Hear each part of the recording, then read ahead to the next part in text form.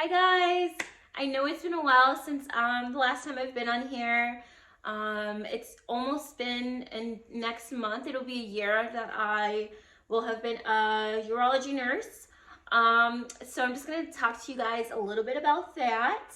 And what my training was like, and is it as good as ENT, and what exactly is a urology outpatient nurse.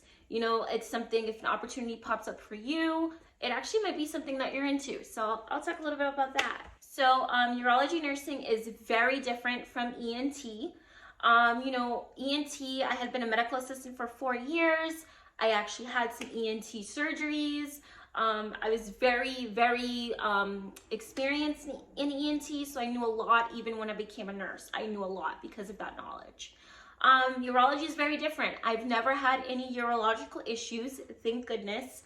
And so, I went from knowing a lot about up here to going all the way down here, stuff I don't know about.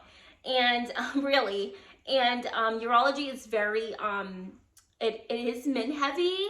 And but women, everyone can come to urology, can have urology issues, but a majority of the patients are male, and so that was a change too. And we just do adults, and ENT we did all ages, so that took some adjusting to a huge population that is predominantly male. So training was pretty flawless. I trained with one of the senior nurses. I had shadowed her when I came down to shadow sometime early last year. And when I realized I really wanted to work in this department, I had actually shadowed this nurse. She was awesome. She basically took me under her wing, and so did the other nurses. Their motto was, we want you to be as good as us. And so when you're with a patient, they know that you were trained by the best. You were trained by them. I was trained by them, and that's kind of how training went. It was like, all right, these are the basic principles of keeping the sterile field, different things like that. And they're like, as long as these basic principles are in order, you can find your own way of doing things. And that was really cool. I got to follow different nurses and see how they did things, and it was pretty cool.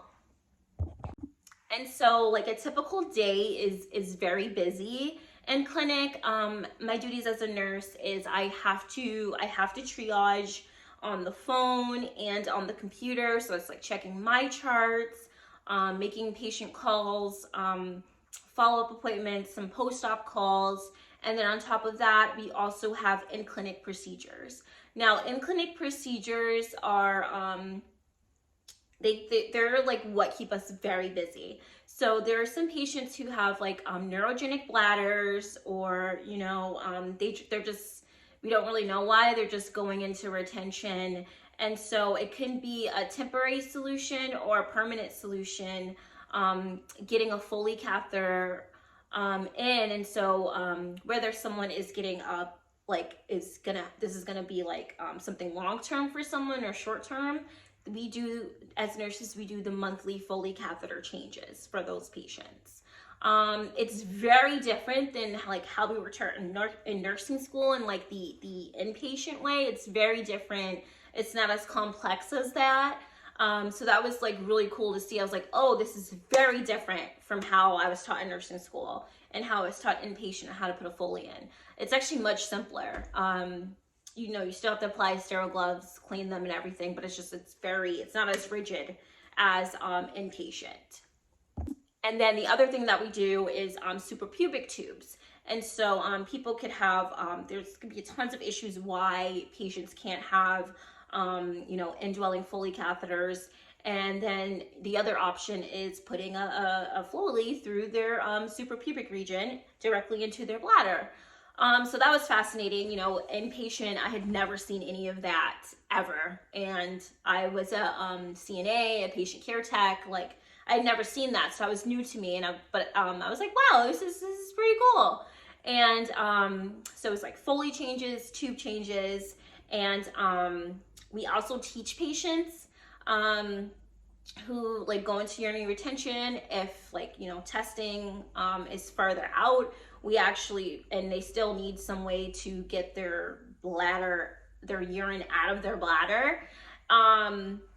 We have actually teach them how to perform intermittent catheterization. And that's actually like one of my favorite things to do because, performing intermittent catheterization gives patients a lot of freedom.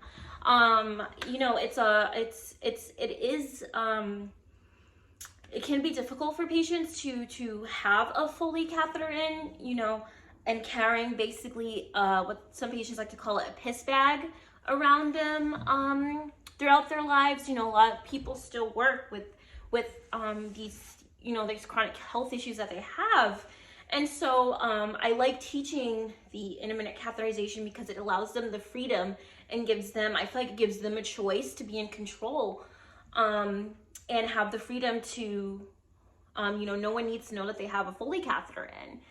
And so right here is where my iPhone decided to be a hot Jezebel mess and get rid of my recording. But I basically talked about how we do like Foley changes, suprapubic tube changes, void trials, as well as medication administration, like such as antibiotics, and do DME orders and things like that. Lots of stuff. I'm sure I'm missing some things. Another thing that we do is like suture removal or staple removals. I actually was just recently taught staple removal by one of the providers. It's not something we get to do very often, but it is something that we do. So put that on the resume. Let's see. We also help set up for procedures. We get patients ready for them. We do a bunch of stuff. Let me try to think of some other stuff that we do. We just do so much there. If we need to collect a urine sample from an F tube, we do that. Sometimes we might have to change the dressing. That's something that we do. Some of our patients are actually total care patients, so sometimes it might take all 4 of the nurses to work on them, and so that can be a little bit difficult. You start sweating, and it reminds me a little bit of inpatient, a little bit sometimes, but it's a good group of nurses that I work with, and we actually like each other, so that makes it very doable, And to just speak about the nurses that I work with, they're awesome. They trained me and doing so much. The things that we have to do that I was a little afraid of when I first started was for patients who have bladder tumors or any history of bladder tumors, high-grade bladder tumors, we administer a form of immunotherapy called BCG, and BCG just is the name of the creators. It has really no significance to the actual components of it, but it's derived from the tuberculosis, and so it is a biotoxin, and so we have to gown up in full PPE when we administer it, and it's pretty cool. So patients they get their induction doses in 6 weeks straight of 50 milligram doses, and then they do an in-office cystoscopy with the doctor 6 weeks afterwards, and based on what the doctor sees in cytology, we can go forward and do their 3-month maintenance doses, which is 16.6 milligrams, and then it's the cycle repeats again, but maintenance doses is only 3 weeks in a row, whereas induction dose was 6 weeks in a row. And so people can do the full course, the full 36-month treatment, and it's actually pretty cool to see patients because you build up these bonds with them. There's 3 out of 4 nurses do the BCG administration, and so you get really close to these patients because you're seeing them first 6 weeks in a row, and then you're seeing them 3 weeks in a row, and then 3 weeks in a row some more. So I really like that I get to build up those relationships with our patients, and I feel like it's a good outpatient setting for me, and so I actually had the chance to go back to ENT when one of my buddies left to do travel nursing. I really had been enjoying urology, being busy and on my feet and less on the phone, and doing things like that. Like, so it's like I like the dual roles of like the triage aspect and the in-clinic aspect. Certainly not perfect. We certainly have like, you know, like the way patients are scheduling, those type of issues like that. That just have to get worked out. But as far as nursing goes, like our nursing tasks and like our nursing group, it is a you know, a good good teamwork, good team effort. Everyone just wants everyone to be knowledgeable, and that's pretty much how my training went. Everyone just wanted me to know as much as they did, and you know, so I can be the best urology nurse that I can be. I'll be totally honest, you know, I've made mistakes here and there. You know, a few times sent patients to the emergency room who maybe didn't need to be there, but you know, rather safe than sorry. And so, you know, I'm learning so much every day. It is hard to like switch from like I said, from all the way up here to all the way down there. It's a lot. But you know, I have like my urology books that help me. The doctors are very much into teaching, and you know, it's like any other field in healthcare. You're consistently learning things and learning new ways to you know, provide care to your patients. And so yeah, it has been a pretty good time being in urology so far. Like I said, nothing is perfect, but every day I'm learning, and there might be some weird edits in this video just because my iPhone ran out of space, so there might be some things that are a little choppy, a little weird, but you guys get the gist of it.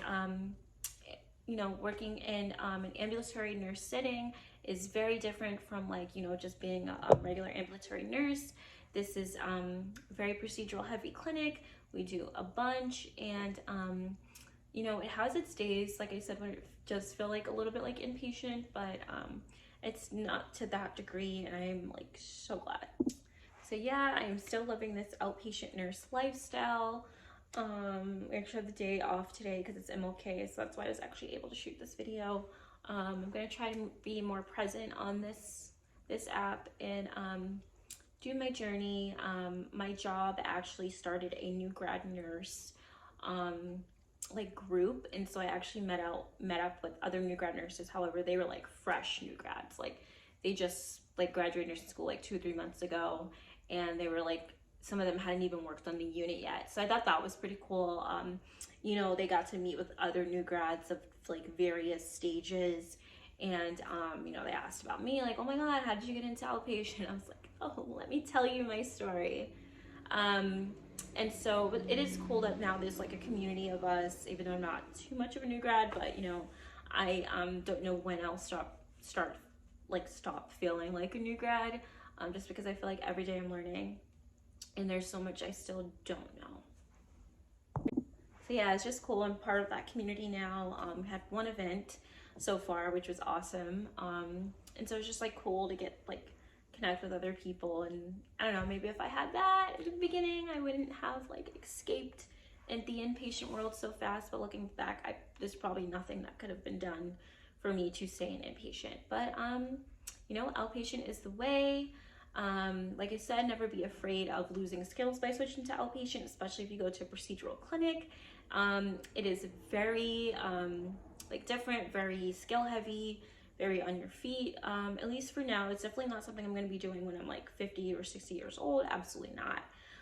But for now, it is a good like place for me to be, to build up my skills, put some new things on my resume, and have a good time.